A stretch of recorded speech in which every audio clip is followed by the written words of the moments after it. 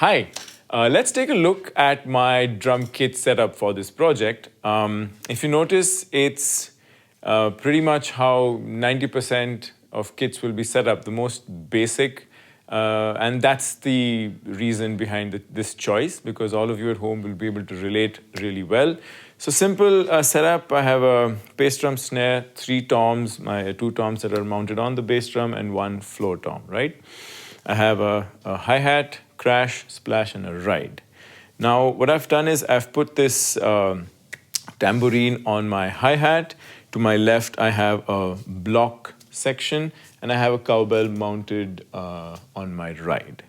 So the reason for this, the kenkeni, which is the highest tuned drum, is very easily orchestrated on the first tom. I usually do this with my left hand.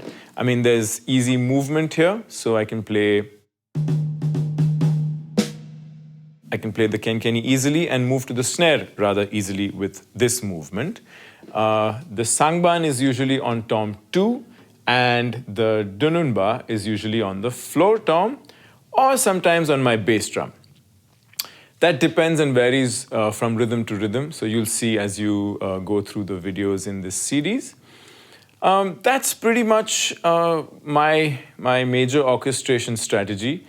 Now, since I'm used to playing the ride like so, I could get a different sound without having to move too much when I play the cowbell right here. So that's the reason I've mounted the cowbell on the ride stand and not in the traditional bass drum clamp position. So that's the reason I have the ride here. So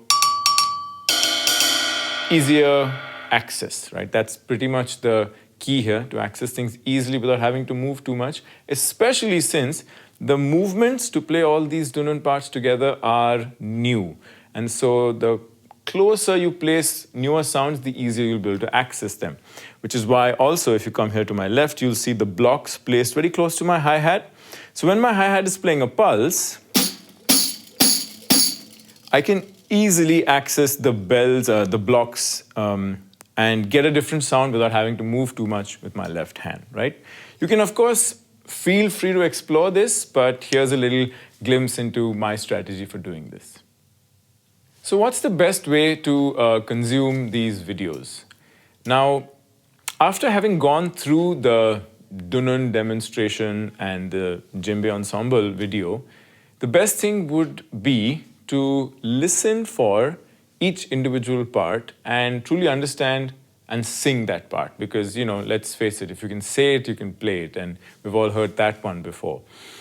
So once you have the individual part, I would suggest, once you're comfortable singing it, keep a simple pulse on either foot and play that part. So for example, if let's say cuckoo, right?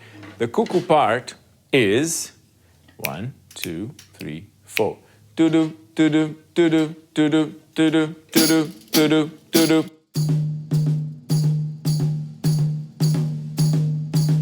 So once you're good with that, then you move on to the second part. Remember to approach each part individually first. The sangban for cuckoo is 2, 3, 4. Pim, pim, pim, pim, pim, pim, pim, pim. While keeping the kenkeni at the back of your mind, do-do, do-do, do-do, do-do, pim, pim, pim, pim, pim, pim, pim, pim. So you know, okay, my right hand's gotta play with the left hand at some point and not with the left hand at some point.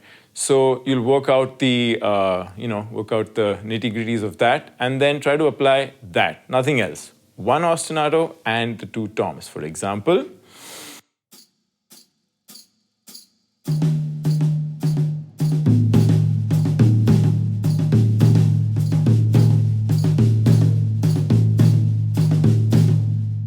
Yeah, cool. So then you realize that the place where your hands play together, there's 1 note that it plays together and 1 note when it plays apart.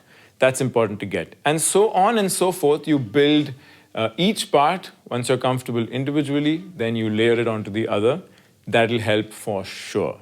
Another important thing is to really be comfortable with the dunun melody. So hence, in each of the explanation videos, you'll find me singing well, my interpretation or my version of all three dunun parts sitting on top of each other.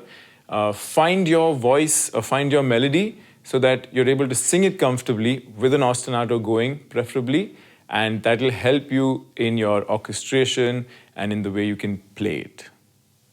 So once you've learned these rhythms, once you play it, once you're comfortable with it, the next step will be to apply it in your musical situations, and that's when I'm really excited to see and experience what comes out of your journey. You may find it slightly difficult to just play these rhythms and play it through a song. Or maybe you will, depends on the kind of music that you're playing. But if you're playing in some straight ahead rock gigs, that might be a little difficult to do. So, depends on the kind of music you're playing, of course. Feel free to retain the essence of the rhythm in your existing groove. So, if you're writing music around this rhythm, then of course this will be the foundation on which you will compose other parts, other instruments, and so on and so forth.